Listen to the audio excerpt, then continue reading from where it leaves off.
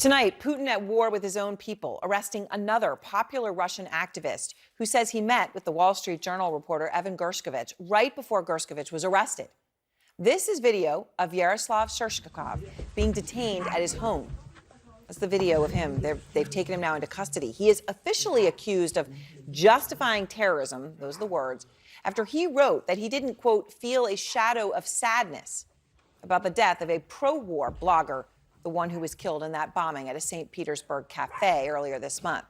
Shcherbakov was also one of the first people to sound the alarm on Gershkovich's arrest. So now this latest arrest comes almost 3 weeks to the day that Gershkovich himself was arrested. And today, for the first time since then, we saw him in public. He appeared in a Russian courtroom, which meant that he was inside a cage. This was a glass cage. There he is, dressed in a shirt and jeans. That's all we saw of him. At today's hearing, a judge rejected the American's request to be placed under house arrest, which means that he is going to continue being locked up inside of one of Russia's most notorious jails, the Lefortovo prison. Now, earlier, we spoke to the fiancé of another journalist who was held there at Lefortovo, Ivan Safronov. He was arrested in July 2020, accused of disclosing state secrets. So for months, he was held at Lefortovo. Then he was sentenced to 22 years. And his fiancé tells us that the conditions there in that prison where Evan Gershkovich is tonight are brutal. It's a terrible place, actually. The light is on the whole time. They have a shower once a week. Rooms there are, it's like maybe 3 or 4 meters. They have no opportunity to walk normally. They cannot see sun or to feel wind. In Lefortovo, nobody usually has some dates with their families or some phone calls with their partners or families. And just to think about that. And keep in mind that many at that prison, like Gershkovich, haven't even been convicted yet, right? This is how they're treated for the months and years prior to any sort of a trial. And you can only imagine the conditions that they then face afterwards.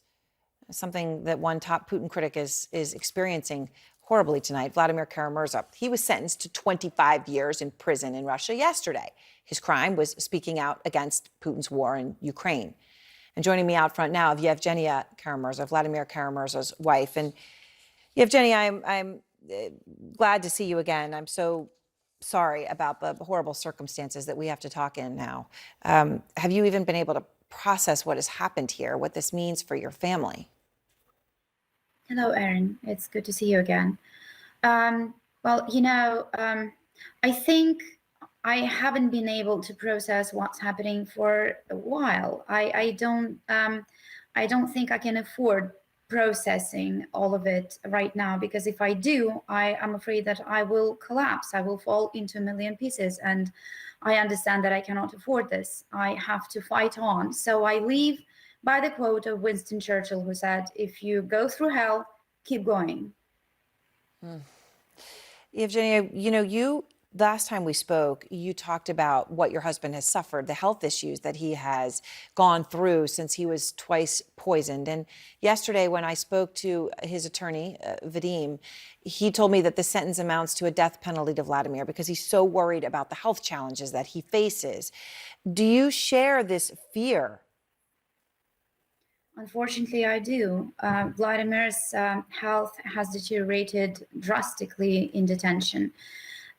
For years, he'd been able to keep those polyneuropathy symptoms, that loss of feeling in his extremities, through physical exercise. But a year in pretrial detention and then some time that he spent in solitary confinement were enough to not only bring back those symptoms, but for them to spread to his right side. So he's now losing feeling in both his feet and his left hand.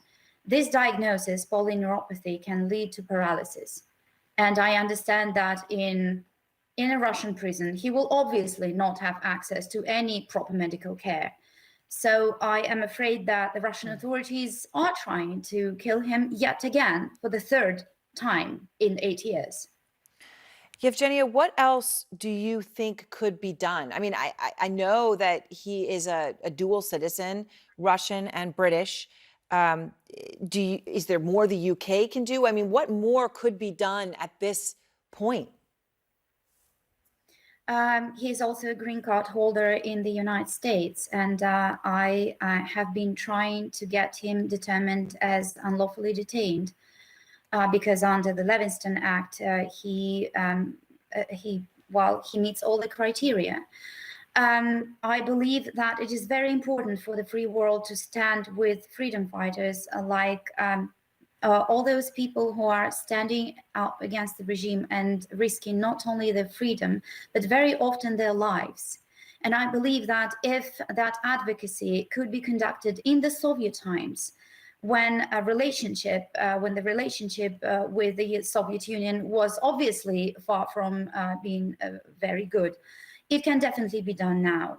Because when it becomes a question of life and death, everything should be done to save a person's life. Yes, indeed. Yevgenia, I'm grateful to be able to speak to you. My thoughts, I know everyone's watching also, with you and your children. Thank you. Thank you very much.